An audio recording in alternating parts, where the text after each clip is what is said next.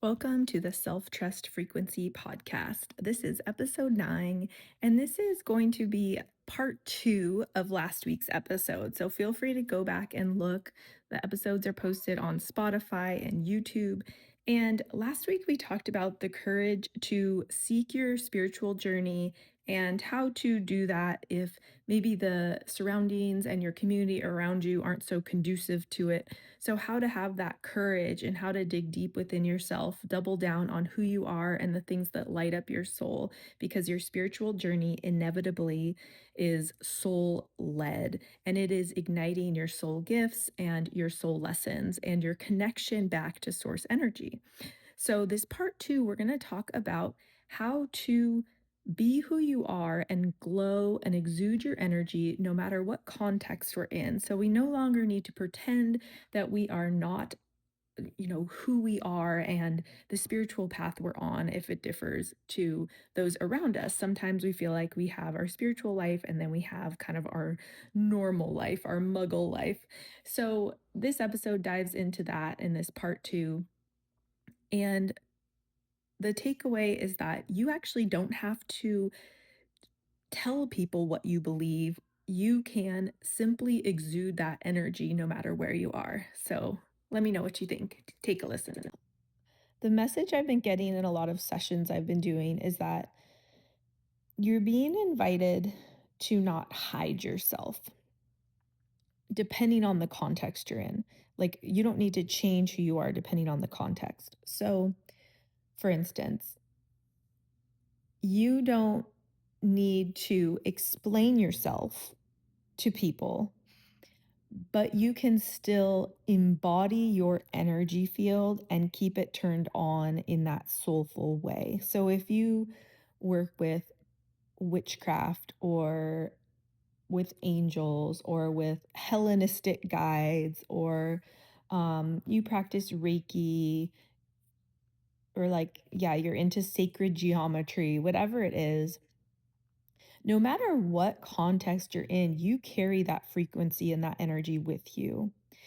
And this is kind of like I guess, like a very specific point I'm trying to make here, which is that you don't need to speak about it to the people around you, but you can still exude that energy and that frequency.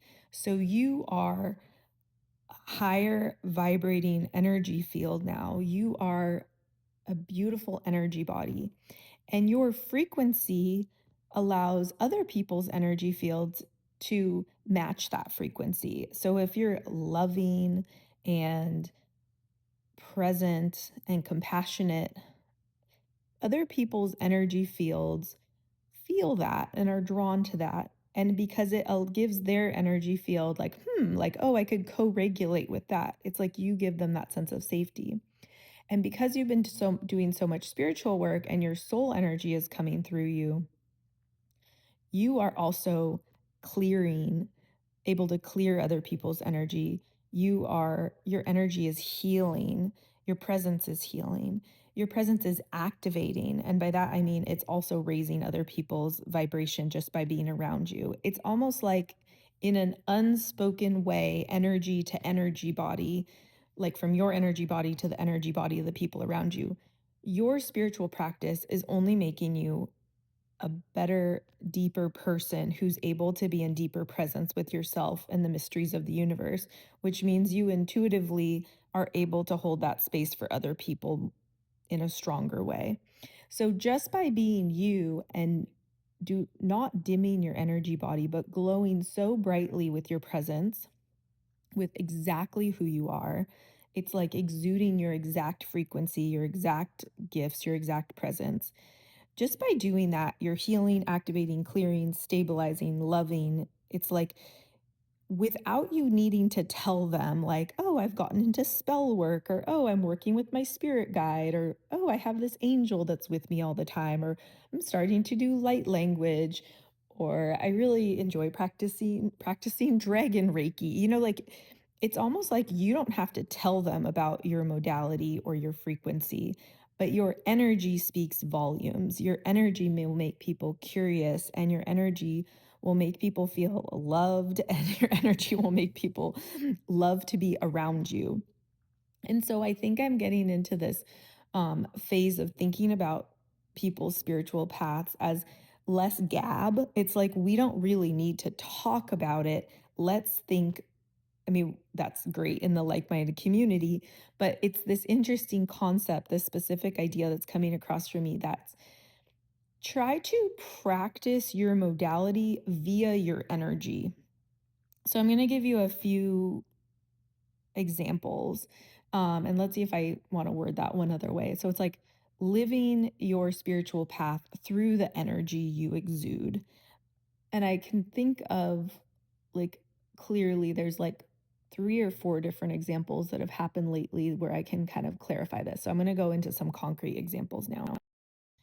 Okay. So example number one, a long time ago, before I had even started my spiritual journey at all, I was working on this farm and there was some group of monks that lived up the road. We were kind of in a like a forested area, and we had a big hiking trail system behind our farm that I was interning on. And a group of the monks had come down to the farm to hike. And so they're in their orange robes, and I was leaving work, and I was kind of like, in that point, I was working in the office that day. So I was kind of like getting in my car to commute home, kind of not in a huff, but kind of, just like after a 9 to 5, kind of like in my own head and like, I'm tired. I want to go home, get my commute done. And one of the monks, they stopped me to ask for directions on the trails, which I knew really well.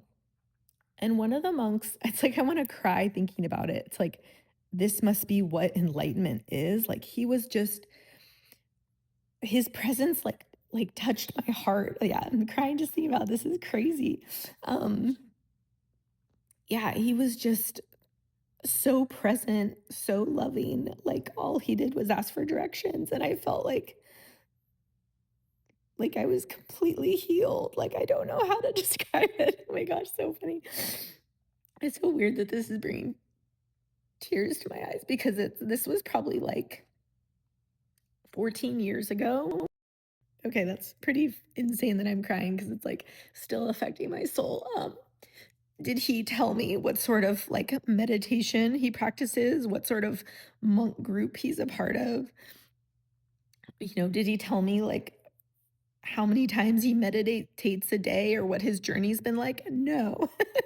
He simply like blessed me with his presence. I was gonna get emotional about that.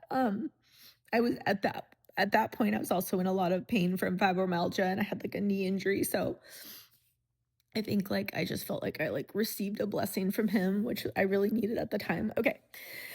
Stop crying. Okay, let's see. So also I was doing distance Reiki on someone who works in construction, and he's like a construction manager doing like very high-end spaces with like he said like oak and glass and um very high-end spaces. And he it is also a Reiki master now over the past year and a half, and he wants to do it more and more, but it's kind of his like thing he does at home. And he wears some crystal beads on his wrist and has like a necklace with some crystals, but he kind of hides the necklace. But he's noticed that people will look at the crystal beads and stuff.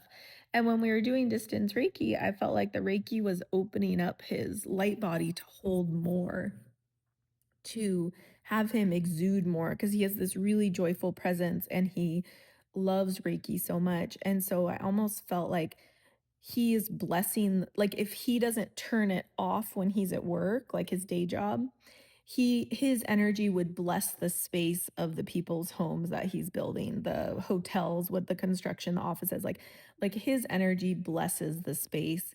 His joyful, sweet energy and like his light body, like his healing Reiki energy that's just part of him now, would be delightful to the coworkers he's there for. And so it's like he doesn't need to say, I'm a Reiki master now, here's what I practice. Like it's almost like just be you, but not the dim down or version of you, not the version of you you turn off for some people, but then turn on when you're by yourself.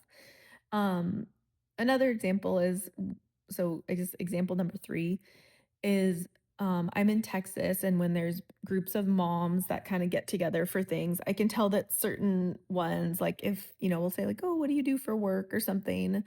Um, and it's like some people think it's cool, but a lot of people kind of get this look like, "Oh," like, or they don't know what Reiki is or whatever.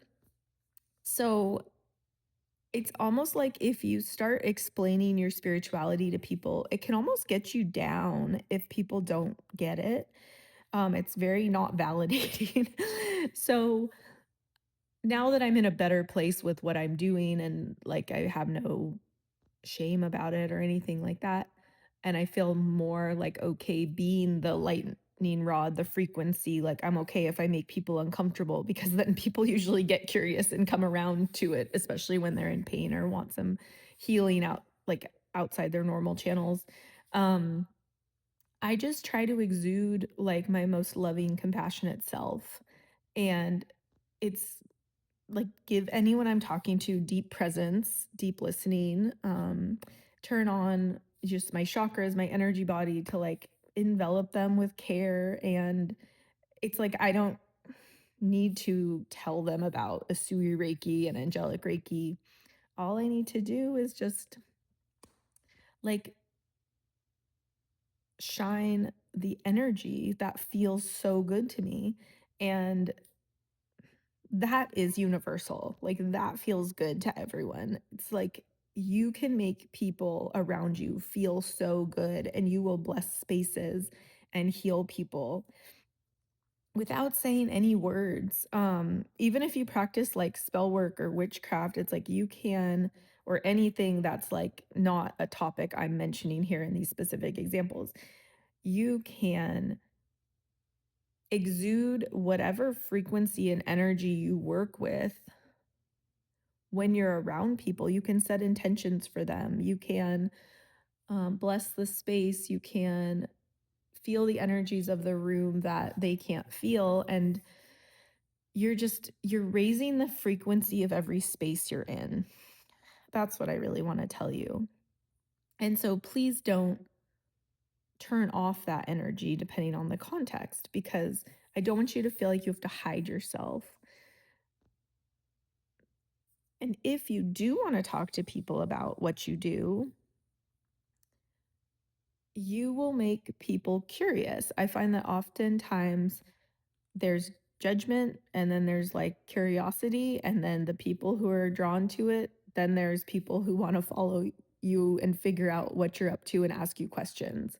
And that's happened to me with so many different things. Like first I didn't really think I was into witchcraft, and then I started like following my friend and asking her about the things she practices, and it's like so beautiful and nature based and intention based. And at first I thought light language was a little out there, and it's like now here I am channeling light language. So it's like the galactic star seeds, whatever it is. So whatever like people initially judge or think is like whoa way out there, it's like it's like suddenly it's like welcome to the club. Like suddenly you're there.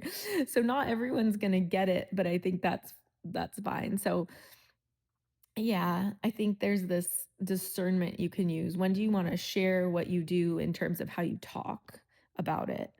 And I guess I'm giving you this kind of middle path, this other option where it's like you don't have to talk about it. It's actually the more important part of the work. The the greater purpose behind it is that you're glowing and sharing your energy and all the benefits your spiritual practice has had with your energy. Even like Buddhist meditation or like deep mindfulness practices, it's like the depth you've met yourself and the way you've practiced observer mind and non judgmental awareness and equanimity. It's like being around someone like that who's offering that sort of presence is so incredibly grounding and makes people feel so seen. And you can do that without saying, like, I've been practicing Buddhist meditation. So, yeah, this has been interesting for me to think about. It's just come through in a few of my sessions where people are living dual lives, and that's a normal part of it all. Because we live here on earth, and certain people associate with the soul self, and certain people don't. But maybe a question you can ask yourself for reflection is, where in my life can I either be more honest about who I am, or where can I exude my energy for the benefit of all? Or just where could this show up where you can let yourself show up a little bit more, not hide yourself as much? Because your spiritual practices and what it has been doing to your energy field are incredibly beneficial for everyone around you. That's what I believe, whether they believe it or not. So thanks for listening. Let's see. I said I had 4 examples. I think I had another one. Let's see. Yeah, I'm just thinking of a lot of people in my women's circle who have deconstructed from Christianity, and yeah, it's like they're hiding it from their family. The fact that they're even just into kind of like open spirituality, like people who are just feeling like they're living these dual lives. So I feel like the message I'm getting from spirit is that that is that is a difficult part of spirituality, but you can always be you, whether you are actually saying words about it or not, and that your frequency and your presence is a gift. And I guess sometimes I'll feel like I'll be with a group of people and it's like I'm in like stressful mom mode, and I'm like, "Oh, I could still be in mindfulness Reiki energy mode. Like I can be in this state at any point actually. I don't need to like turn it off because it always feels good." And the caveat I want to give with this to close us is that you are always welcome to turn off your gifts to rest. You can shield and protect. It can be depleting to always be like quote unquote on in this way.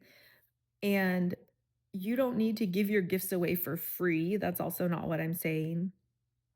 All I'm saying in this with this specific message is, if you feel like you're living dual lives or have dual personalities, or you turn your energy on and off, but it might feel good to let it shine more and just be who you are more without like tailoring that and editing that and filtering that. This is an invitation, a different way to maybe begin to practice that. Okay, thanks so much for being here. Feel free to comment below if you have questions, or message me about your journey. I'd love to share. If anyone wants to talk about their spiritual journey, I'm always open to have people on my podcast to chat with me. And yeah, I'm sending you all so much love. I feel like people walking a spiritual path and working with energy, it's a very courageous, hearted thing to do, and sending you so much love.